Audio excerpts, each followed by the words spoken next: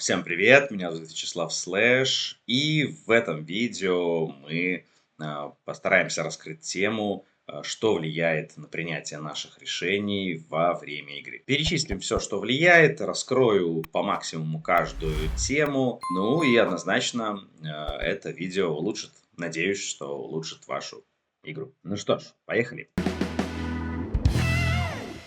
Первое, ну, естественно, это рука. Та рука, которая нам приходит, она однозначно будет влиять на наши решения. Не забывайте, что, конечно же, у нас в покере есть в основном всего два вида ставок. Это ставки на value или ставки в блеф. Но, тем не менее, на руку мы, конечно же, обращаем внимание для того, чтобы, в принципе, принять решение, делать сейчас это действие или не делать. Неважно, raise, call, 3bet или даже all-in вы собираетесь делать, да, но в любом случае рука будет, конечно же, влиять на ваше решение.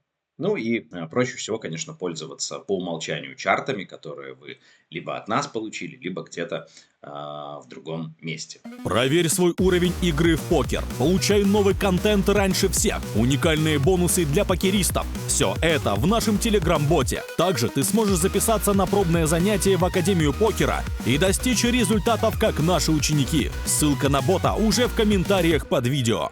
Окей. Следующее это позиция за столом. Ну и также еще важно, в позиции мы играем против оппонента или без позиции. Ну, сейчас мы не будем разбирать, что такое игра в позиции или без. Это можно либо в других видео узнать, либо самостоятельно найти эту информацию, или пройти у нас обучение и так далее. Настолько уже углубляться в каждую тему не будем. Конечно же, наша позиция, поскольку мы сейчас собираемся делать действие, будет влиять на наше решение. Позиции у нас 4 вида. Это ранние, средние, поздние и, соответственно, блайнды.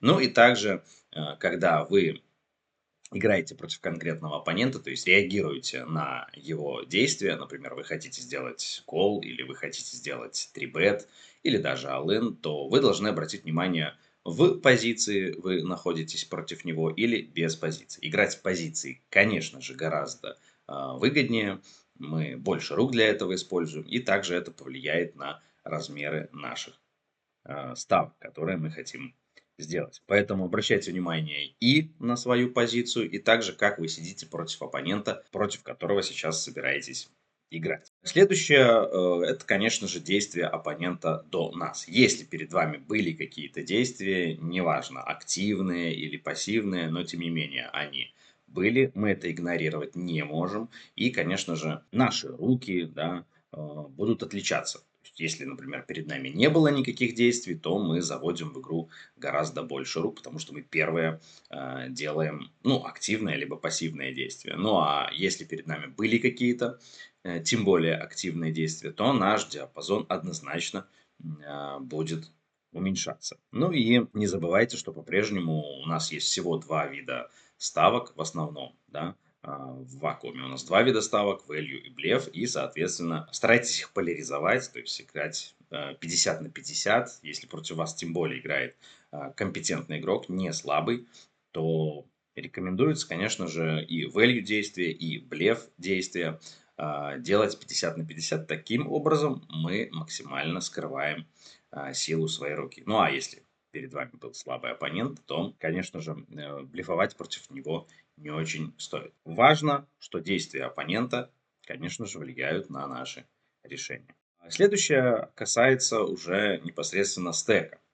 Но не обязательно вашего, а и в том числе эффективного за столом. Эффективный стек за столом – это наименьший стек, то есть стек, за который мы можем сразиться. Ну или, соответственно, который мы можем проиграть. Например, у вас 90 блайндов, а у оппонента 30. В данном случае эффективным стеком является стек оппонента, и размер нашей ставки, да и сами действия, конечно же, да, будут влиять от наименьшего стека в раздаче. Не прям за столом, потому что если парень с маленьким стеком перед вами нажал пас, то, конечно, его уже стек на наше решение чаще всего влиять не будет. Ну, чаще всего, не всегда. Одним словом, размер эффективного стека, то есть наименьшего стека в раздаче конкретной, будет, конечно же, влиять на наши решения. Следующий тип оппонента и, естественно, их количество.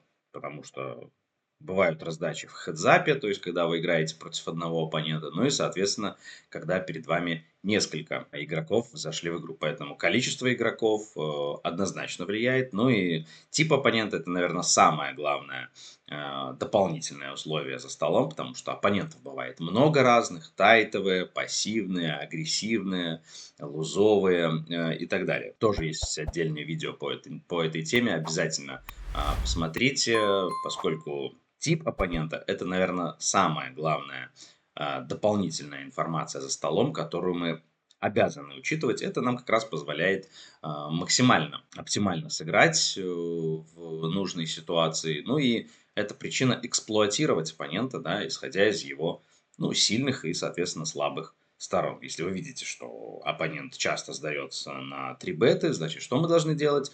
Конечно же, часто его трибетить. Если мы видим, что он часто сдается на стил, то есть на кражу блайндов, конечно же, мы хотим в него активно воровать блайнды. Поэтому тип оппонента очень важно и всегда учитываем. Стадия турнира и в том числе модель игры. Ну, многие, я думаю, в курсе. Кто нет, опять же, пересмотрите соответствующее видео или узнайте информацию, что у нас в турнирном покере есть разные стадии. Ранняя, средняя, бабл, поздний и финальный стол. Ну, это если в общем пробежаться, да.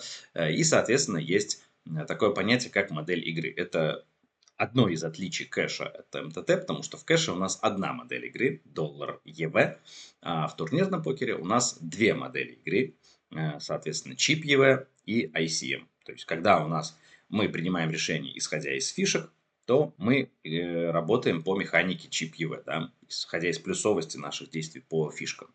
Ну, грубо говоря, фармим фишки, да. Действие прибыльное по фишкам, то есть является плюсовым, а не минусовым, мы его делаем. Ну, а когда уже идут пейджампы, то есть скачки в призовых, или тем более за финальным столом мы сидим, да, то мы тогда начинаем помимо наших действий по фишкам учитывать еще вот эти пейджампы, то есть скачки в призовых, они могут однозначно тоже повлиять на наше решение, то есть сыграть не так, как обычно, а по-другому, более аккуратно, к примеру, да. Тем более, если мы претендуем на более высокое место, то есть стека нам хватает для того, чтобы занять, например, третье место, да, за финальным столом, а в игре 8 человек, пока что еще 8 человек за столом, да, мы не можем себе позволить очень лузовое действие, поскольку мы, если проигрываем в этой раздаче и вылетаем из турнира, мы вместо третьего места занимаем 8-е. А разница в призах, в пейджампах, да, между третьим и 8-м местом, она очень большая. Зачастую это могут быть десятки и сотни боинов даже, да. Поэтому, конечно же, модель игры, по которой мы принимаем решение, ну, надо ее учитывать. И, конечно же, многие игроки допускают тут грубейшие ошибки. Они игнорируют вот эти скачки в призах, пейджампы. И таким образом очень много недополучают фишек. Ну, или, соответственно, проигрывают, да, что очень печально. Мы не каждый день играем за финальными столами. Это же все-таки турнирный покер. И мы не можем себе позволять в ICM среде, тем более за финальным столом, допускать ошибки. Одним словом, стадия турнира и также модель игры тоже влияют на наши решения. Следующий пункт. Награда за голову, нокаут, прогрессив нокаут, ну или сейчас популярный мистери баунти. Вообще турниры с наградами за выбивание очень популярны. Чуть ли не каждый второй турнир сейчас является таким. И особенно слабые игроки любят играть в таких турнирах. Сильные игроки тоже подключают в свою сетку такие турниры. Это дает нам возможность, не доходя до призовой зоны, получить какую-то копеечку и не сыграть этот турнир в минус. Ну, а если все хорошо пойдет, нокаутами можно очень много заработать. И, естественно, награда за голову, она однозначно будет тоже влиять на наше решение. То есть, чем больше награды за голову, тем, например, лузовее мы можем калировать оппонента, потому что это дополнительная мотивация. Вы эти деньги сразу получаете себе на аккаунт. Ну и, как показывает практика, в прогрессив нокаутах, не в мистери баунти, да, половина всех призов находится уже в структуре, прогрессив структуре, например, 10 тысяч долларов общий призовой фонд, и половина, то есть 5000 долларов из них будут вот в этой вот нокаут структуре. Соответственно, только остальные 5000 долларов разыгрываются за места, которые вы зарабатываете. Вот. Поэтому мы не можем эту информацию игнорировать, как некоторые говорят ученики. Ну, я играю ради первого места. Это понятно. Но если вы выиграете турнир, то считайте от призов, да, ну, то есть ваши призы будут x2, если вы займете первое место, например, там, $5000 разыгрывается в турнире, за первое место вы получаете там $800, и если вы неплохо выбивали игроков, то примерно столько же, а иногда даже и больше, вы можете еще заработать нокаутом. Поэтому в таких турнирах мы вынуждены учитывать эту информацию, сколько мы получаем за голову оппонента, и это повлияет на наши решения. Скорость роста блайндов. Вы знаете, что очень много видов турниров, и один из критериев турнира – это скорость роста блайндов. Турниры по скорости блайндов делятся на 4 вида: slow, regular, turbo и гипертурбо. Соответственно, то есть slow турниры — это самые медленные турниры, рост блайндов там происходит очень медленно, там 15, а может даже 20 минут происходить, они самые длинные, естественно. Ну, самые популярные — это регуляр турниры, там скорость роста блайндов стандартная 8-10 минут. Турбины, турбо турниры, это 5-6 минут скорость роста блайндов, ну и гипертурбо 3-4 минуты соответственно. Ну и, конечно же, чем быстрее происходит рост блайндов, тем агрессивнее турнир, он идет меньше по времени, да, вы время экономите, но и дисперсию таким образом вы увеличиваете, потому что у вас нет времени ждать хорошую руку, и вы должны играть лузовие, к примеру, в таких турнирах. Таким образом увеличивается дисперсия, и как некоторые думают, что ну, у меня есть 2 часика, поиграю сейчас гипертурбо турнир, сэкономлю время. Но для того, чтобы эту дисперсию удерживать в норме, вы должны таких турниров играть гораздо больше, чем обычных, потому что есть простая фраза: чем больше дистанция, тем меньше дисперсия влияет на наши результаты. Поэтому, если вы думаете, что гипертурбо турниры экономят ваше время, это не так. Отдельно взятый турнир, конечно же, экономит, но и дистанция должна быть больше. Поэтому, в принципе, то на то и выходит. Обращайте внимание на скорость роста блайндов, это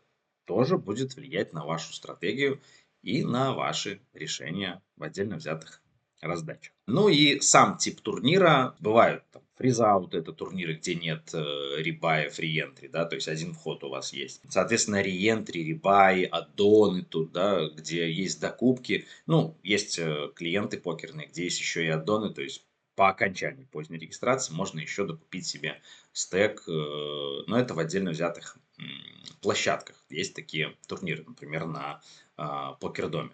Сателлиты, то есть турниры, где вы вместо денег в призовой зоне получаете именно билет на более дорогой турнир. Это все мы тоже должны учитывать, и тоже это будет влиять на вашу стратегию. Например, на ваше решение. Например, если вы играете во фризауте, вы понимаете, что в этом турнире докупки нету, ну и ценность, да, стека, который вы получили, зайдя в турнир, она велика. То есть вы, если проигрываете, все, вернуться в турнир вы уже не можете. Ну, а вот в реентри, например, когда у вас по ходу, пока идет поздняя регистрация, вы можете, проиграв, докупиться за ту же сумму. Там люди, например, позволяют себе чуть-чуть лузовее играть, поскольку, если что, да, мы докупимся и продолжим игру.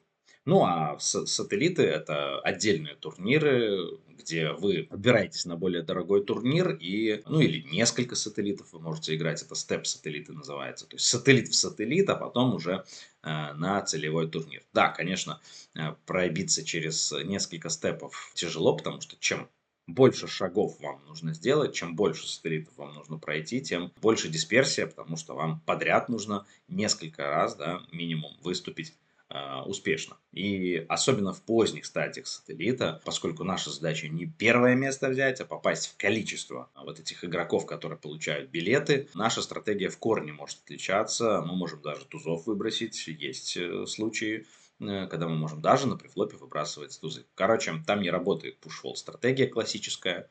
Вот, можно сидеть и с 2 блайндами, и с 3 блайндами, когда рядышком с вами сидит другой, более короткий стек, и, например, когда он вылетит, вы получаете заветный билетик. Вот, поэтому тип турнира тоже однозначно будет влиять на ваши решения. Как видите, факторов, которые мы должны учитывать для принятия наших решений, очень много. И чем компетентнее вы будете в покере, тем чаще вы начнете обращать внимание на мелочи за столом. А в покере очень все важно, все мелочи. Вот, то есть рука, как говорится, это приятный бонус, да, и со временем вы уже сможете обращать внимание на все мелочи за столом и максимально прибыльно сыграть для себя конкретную раздачу и, соответственно, весь турнир. И это однозначно повлияет на ваши результаты. Ну что, надеюсь, было полезно. Развивайтесь в покере и будет вам счастье на дистанции. С вами был Вячеслав Слэш. Пока.